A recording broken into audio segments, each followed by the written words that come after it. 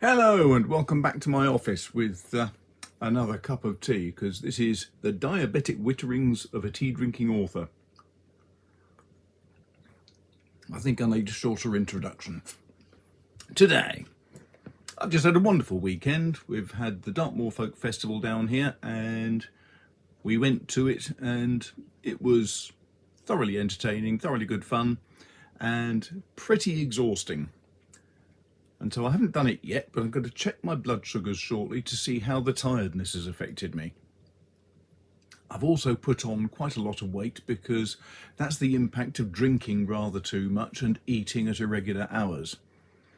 But it won't have affected me in terms of getting me into full-blown diabetic misery. So I thought what I'd do today was just talk a little bit about what the Diabetic Society calls diabetes remission. And what they say is that when you've got diabetes, it means your HbA1c, the blood sugar measurements, are over 48 millimoles per mole, or in American terms, 6.5%. If you're over 6.5%, over 48 mmol per mole, then that means you are diabetic. Type 2 diabetes, this is. If you're below 48, then they consider your diabetes to be in remission. However, you're still in the sort of hazardous area. It's between 40 and 48, I think, where they consider you're pre-diabetic. So you're actually on the road to ill health, although you're not actually there, and hopefully in that sort of range you're not going to be doing any real damage to your eyes, to your legs, to your heart. I think it's one of those things where it's always really difficult. You've got to read different chunks of information and then try to weigh up where the safe levels and the dangerous levels are. For me, I think that anything over 40 for me is severe risk. So I keep to blood sugars below 40. As it stands right now, I think the last HbA1cs have been 38 and 37, so well within the area of diabetes remission. So what does diabetes remission mean? Well, it says on the diabetes.org.uk website that type 2 diabetes remission is when your long-term blood sugars fall below the diabetes level. So there you go. This means having an HbA1c below 48 millimole per mole, or 6.5%. This definition has been agreed by a team of international experts from here at Diabetes UK, the American Diabetes Association and the European Association for the Study of Diabetes. So, what does this all mean? Well, what they say here is, when you can bring your blood sugars into a non-diabetes range in the longer term, symptoms of diabetes and any new damage it can do to your body are on pause. And that's the main thing I wanted to get across today, is you're not curing diabetes when you can bring your blood sugars down. Now, I've had several people say, oh, you're doing so well, you've brought your blood sugars right down, you're not on drugs. That must be brilliant because you're now no longer diabetic. No, I'm still diabetic. I just happen to have managed to get the disease into remission. It's on pause, it's on hold, it's just hanging around, loitering, waiting for me to go back onto the beer and the bread and the pizzas and the pasta and the potatoes and the chips and the crisps and all the other things. As soon as I go onto them, my blood sugars will start rocketing, because my body is now, I think, incapable of dealing with all those carbohydrates. So it says, yeah, here we go. All the damage it can do to your body are on pause. This doesn't mean your diabetes has gone away forever, as your blood sugar levels can rise again. You still need to make sure you attend regular checkups and get the support you need, because otherwise you may not be able to manage existing diabetes related complications. In my case, for example, that's my eyes. Because I had diabetes for about 10 years, according to the surgeon who was checking my eyes, That means that I've done significant damage, and now we're going through the process of regular eye injections to try to control the damage and hopefully bring back a bit more function. So, what are the benefits of type 2 diabetes remission, it says? An important point. So, being in remission, having blood sugar levels below the diabetic range long term can reduce your chances of developing diabetes-raised complications such as heart attacks, strokes, and diabetes-related sight loss. I would also add that it can have a huge impact on, for example, the blood flow through your limbs. So an awful lot of diabetics have to have limbs amputated. For some people, putting type 2 diabetes into remission can help lower their blood pressure, cholesterol and body weight, all of which can have a huge impact on everyday health and well-being and all the rest of it.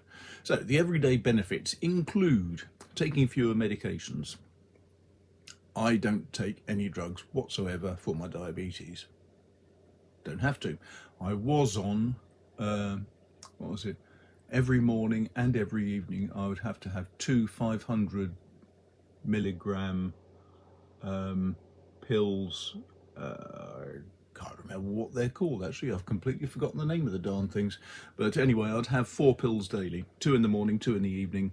As you would expect, strong pills like that, 500 milligrams is a lot, so I was taking 1,000 milligrams morning and evening, and they have impacts. I mean, for me, constipation was the first thing. I've never had a trouble going to the toilet, but as soon as I went on these flaming drugs, that all changed, and I was going 3-4 days without being able to go to the toilet. It's very painful.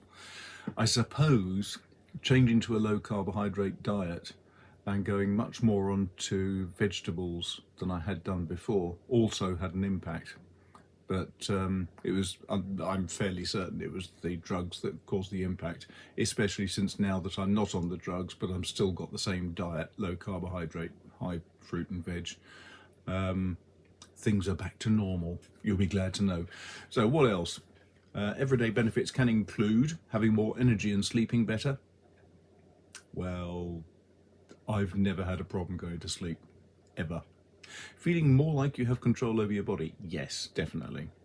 And the fact that I feel confident that I know much better what's going on in my body, that's very, it's not just reassuring, it just makes you much more confident with things. I am not confident dealing with practice nurses, practice diabetic specialists, because very often they don't know as much about the disease as I do now. And some of the advice they give is utterly impractical. So as an example, I've been advised for quite some time now that I really should be on statins because I'm diabetic and because I'm of a certain age. I'm nearly 66. What am I this year? I'm 63 currently. I'll be 64 in November. So yes, they say I should be on statins to protect me from heart attacks and strokes.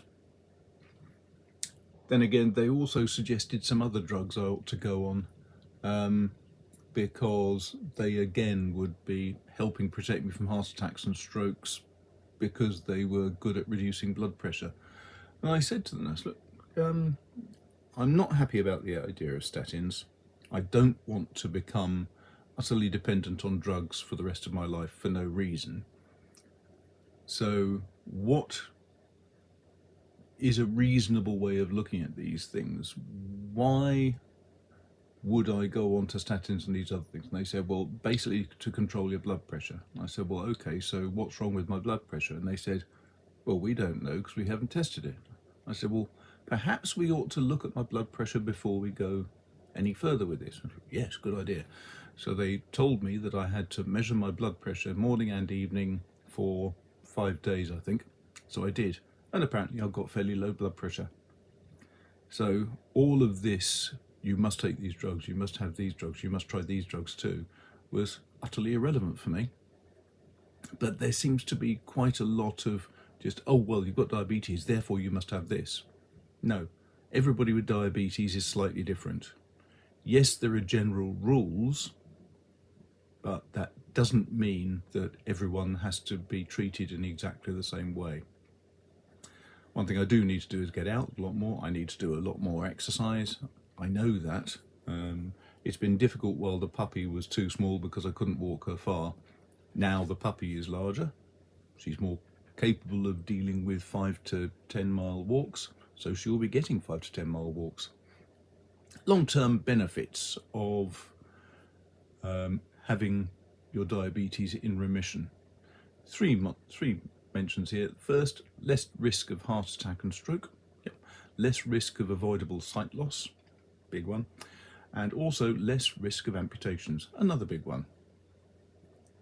So it says then, how do these long-term benefits work? Well, apparently a lot of the damage is caused by damage done to the blood vessels, and it's certainly the case in my eyes.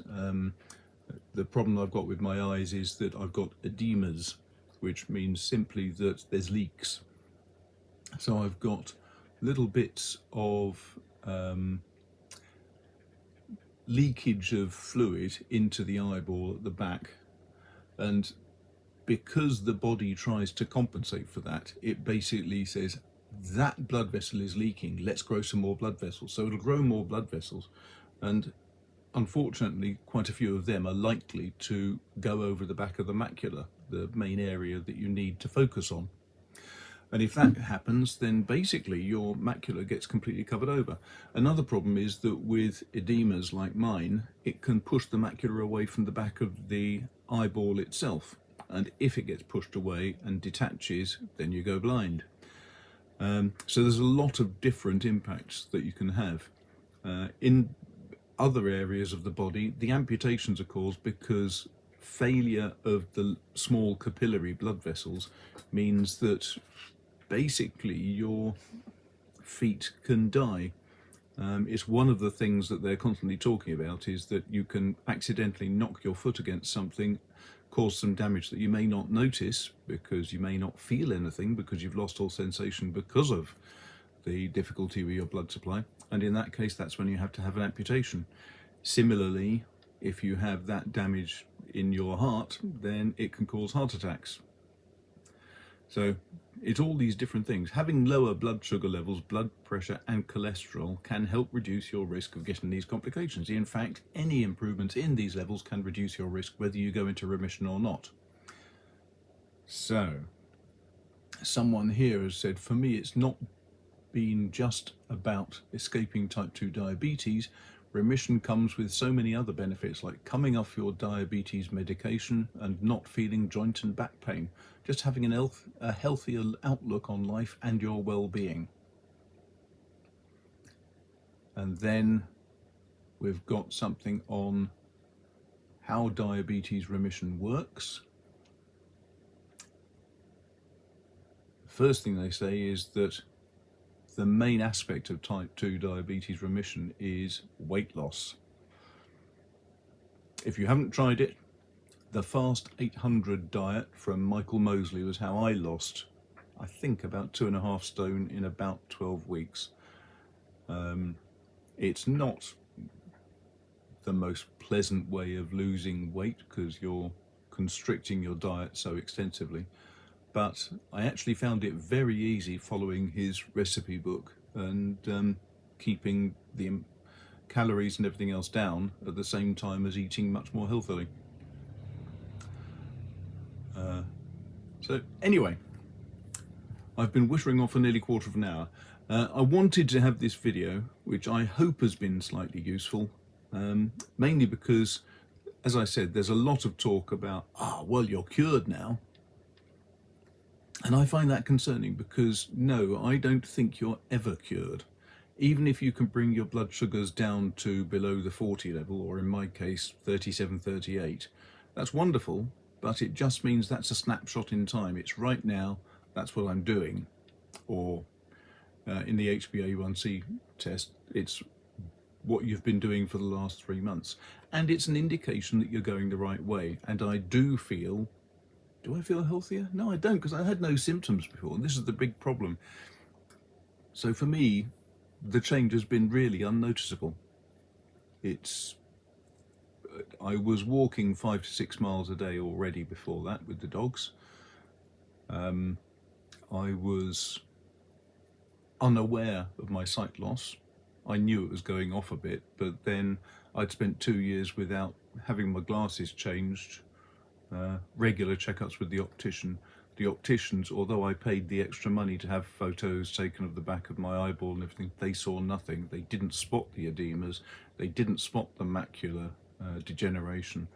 So it was only when I was diagnosed as diabetic and I was sent to an eye specialist that all of the damage that had been done to my eyes was spotted. 10 years worth of damage. And I was going to the opticians very regularly, paying the extra to make sure that I was tested properly, and it still had no impact. They did not spot it. So that's another aspect. Even if you don't know that you've got some sort of symptoms, and if you have symptoms, if you're getting tired, if you're not sleeping well, all of these things, then fine, go to your doctor and get yourself checked. But even if you don't have any symptoms, it's probably a good idea to ask your doctor for an HbA1c test just to check your blood sugars. And that shouldn't be a problem. If you're over 50 odd, you should be able to have your blood sugars tested really on request. And if the doctor is reluctant, get shirty, demand it. You have every right to have this sort of test. So, yes, basically that's about it. You can get your blood sugars into remission, you can get your diabetes rather into remission, but that is not a cure. It just means you're controlling it, as I am. So, hope that was useful, hope that was interesting. Do please drop any comments down below if you've got any questions or if you've got any corrections, because I will get things wrong. I'm not a doctor, I am not a medical person. This is all based on my own fiddling about with the internet and trying to work out what works for me and what may work for other people. But all of that's good, and if you've got any ideas for other things you think that it would be useful for me to comment on, I would be grateful for any hints as well, because it's sometimes quite difficult thinking of what I ought to be talking about for each week. Thanks very much for your time. Thanks a lot for watching, and take care.